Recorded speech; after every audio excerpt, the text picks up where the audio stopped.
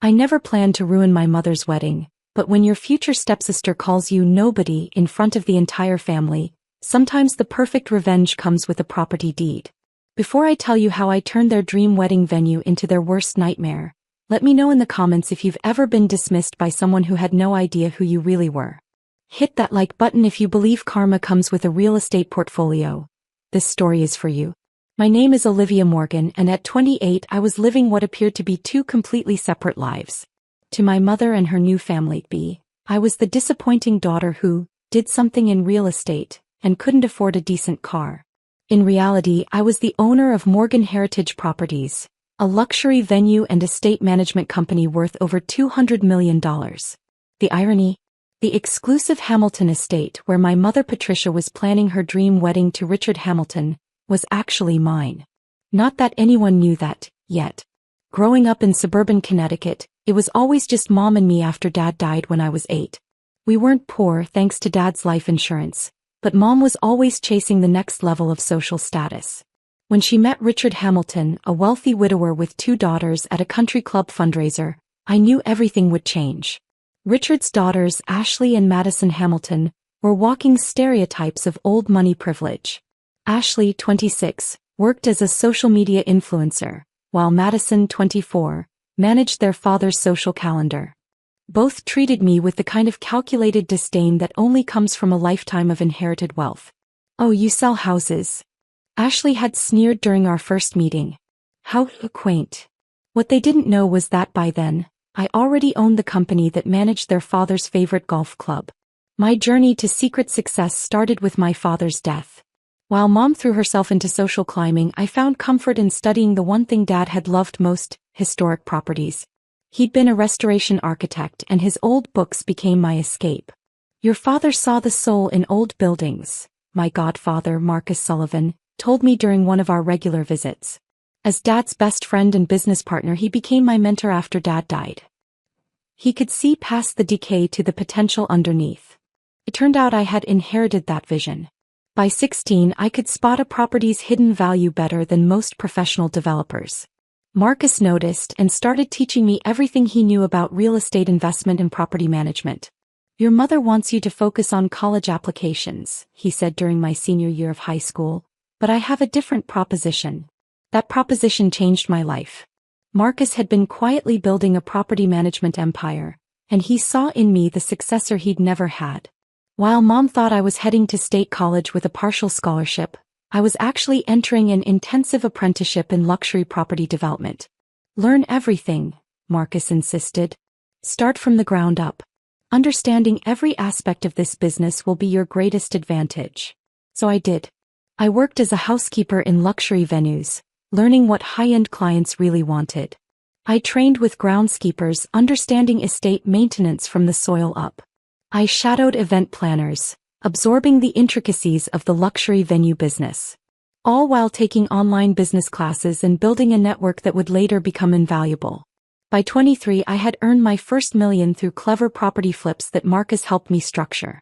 By 25, when Marcus was ready to retire, he sold me his company for a fraction of its worth, with one condition. "Keep your success quiet," he advised. "In this business, being underestimated is an advantage." I took his advice to heart, maintaining a modest appearance while building my empire. Mom remained blissfully unaware, too caught up in her social climbing to notice that my little real estate job was actually a growing fortune. Then came the Hamilton estate. I'd had my eye on the historic property for years. A stunning 50-acre estate with a Georgian mansion that had hosted New England's elite for generations.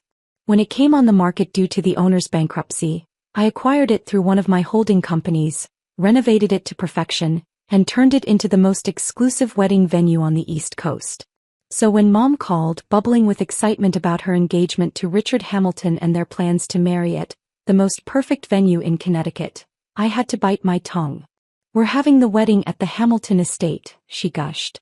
"Richard's family used to be close with the previous owners, so he's sure they can get us a good rate from whoever owns it now." I managed to keep my voice neutral. "That's nice, Mom. I've heard it's beautiful." What followed was 6 months of watching my mother, Richard, and his daughters plan their perfect wedding at my property, all while treating me like an irrelevant observer. The breaking point came during the wedding planning weekend, 3 months before the big day. The entire extended family had gathered at the estate for a detailed venue tour and planning session. I arrived late, deliberately, driving my old Honda Civic that I kept specifically for family appearances. Ashley and Madison were already holding court on the grand staircase I had personally designed. "Oh look," Madison announced loudly as I walked in. "The real estate agent finally made it." "Actually," I started to correct her, but Mom cut me off. "Olivia, darling, couldn't you have dressed more appropriately? This is an important day." I looked down at my simple black dress, which probably cost more than Ashley's entire designer outfit, not that they'd recognize the subtle luxury brand. Richard's mother, Elizabeth Hamilton, swept over to join the conversation. Now, Patricia. Not everyone understands proper attire for such venues. Perhaps your daughter could help the staff with arrangements, since she has experience in property matters." Before I could respond, the estate's manager, Sarah Collins, appeared in the foyer. She froze momentarily upon seeing me. After all, I signed her paychecks, but caught my subtle head shake. "Welcome to Hamilton Estate," she began her usual introduction. "We're honored to host such a prestigious event."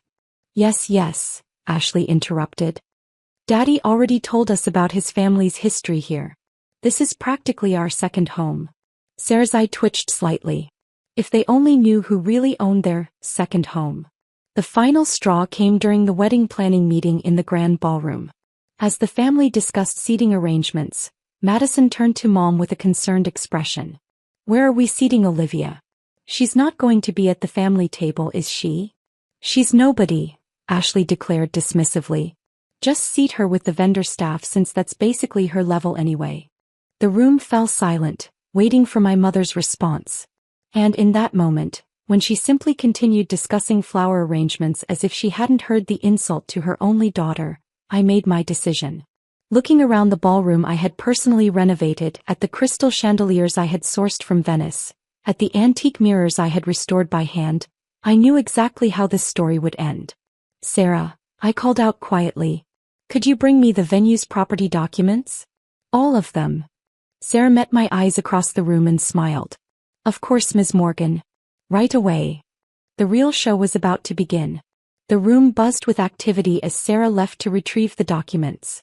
My mother and the Hamiltons continued their planning, completely oblivious to the bomb I was about to drop. "The minister will begin the ceremony here," Richard's event planner gestured grandly. "Then the reception will flow through these historic halls that have hosted New England's finest families for generations." Ashley smirked in my direction. "Some of us understand the significance of such venues. Others, well, they're just lucky to be invited." I watched Sarah return with a leather portfolio bearing my company's discreet logo.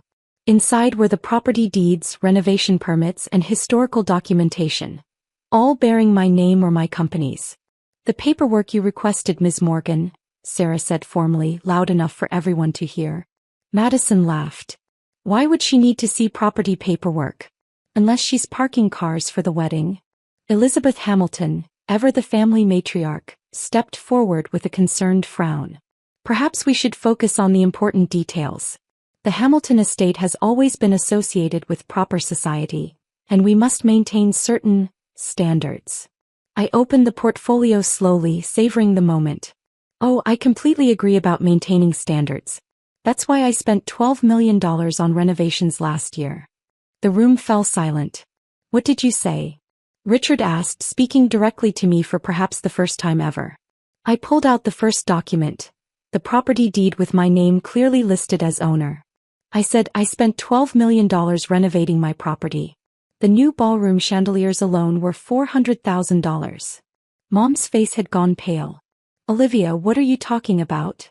"It's quite simple," I replied, laying out more documents on the antique table I'd imported from France. "I own the Hamilton estate. In fact, I own 12 other luxury venues across New England, but this one is special. It's my flagship property." Ashley lunged for the papers, her designer heels clicking on the marble floors I'd sourced from Italy. "This is impossible. Daddy, tell her this is impossible." Richard adjusted his glasses, lawyer instincts kicking in as he examined the documents. "These appear to be legitimate. But how? Would you like to see the company financials as well? I offered, nodding to Sarah, who produced another folder. Morgan Heritage Properties owns over $200 million in luxury estates and venues. This property alone generated $8 million in revenue last year. Elizabeth Hamilton sank into a nearby chair, a restored 18th century piece that had cost me $50,000. But your car, your clothes, are chosen specifically to maintain a certain image, I completed her thought. It's amazing how much people reveal when they think you're nobody. Mom stepped forward, her hands shaking. All this time, your little real estate job is actually a luxury property empire? Yes. I turned to Madison and Ashley. By the way, that second home comment? Technically, you've been trespassing on my private property every time you've visited without proper booking. The color drained from their faces as the implications sank in. But the wedding, Mom whispered. We've already sent invitations. Ah yes, the wedding. I picked up their planning folder. Let's discuss that, shall we? You've booked my most exclusive venue through standard channels, claiming a family connection that doesn't exist, while treating the actual owner like service staff. Richard, ever the businessman, tried to take control. Surely we can come to some arrangement. Like what? I asked pleasantly. Special treatment for the family that called me nobody, and suggested I park cars at my own estate. Sarah stepped forward with another document, the venue's standard contract.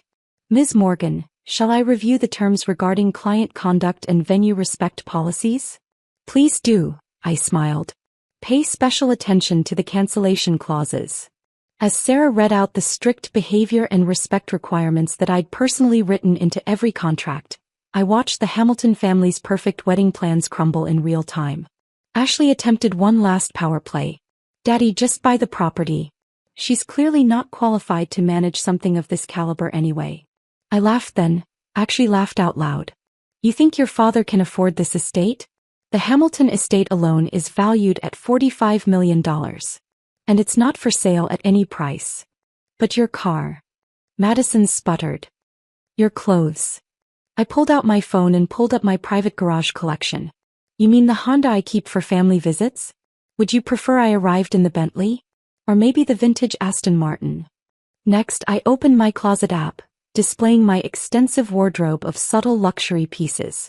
As for my clothes, this simple black dress costs more than your entire wedding budget. I just prefer understated elegance to obvious labels. The room had descended into chaos. Elizabeth Hamilton was having what appeared to be a mild panic attack. Ashley and Madison were furiously Googling Morgan Heritage Properties on their phones.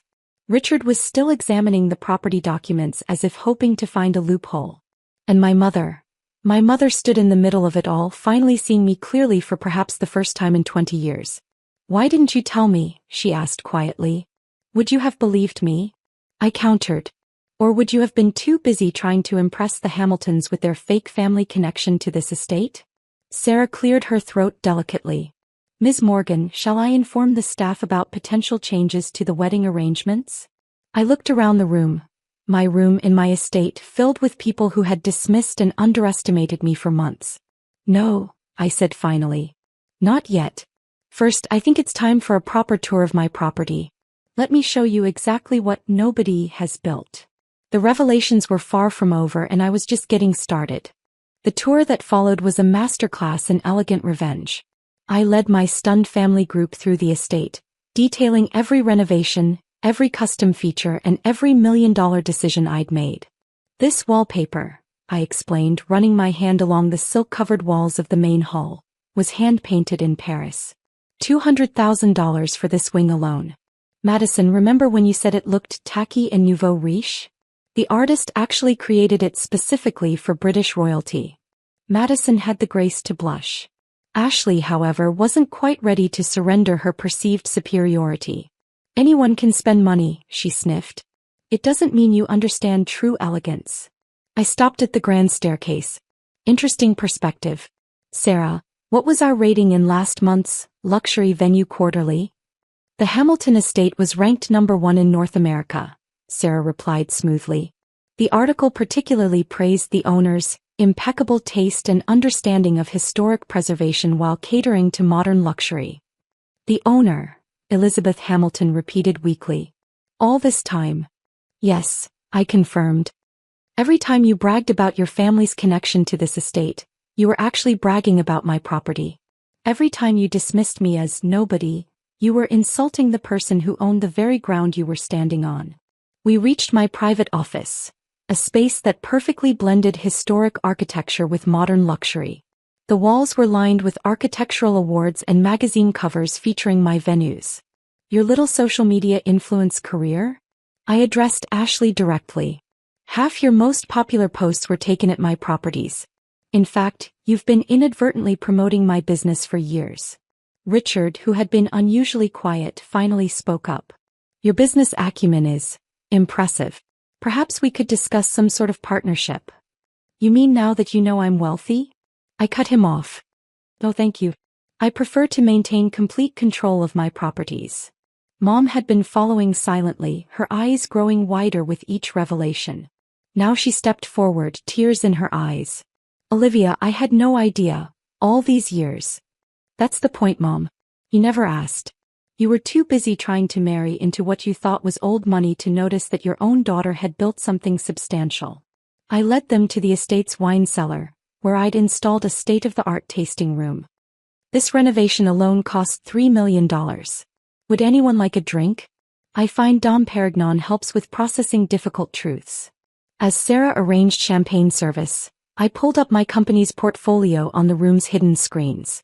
Properties across New England appeared, each more stunning than the last.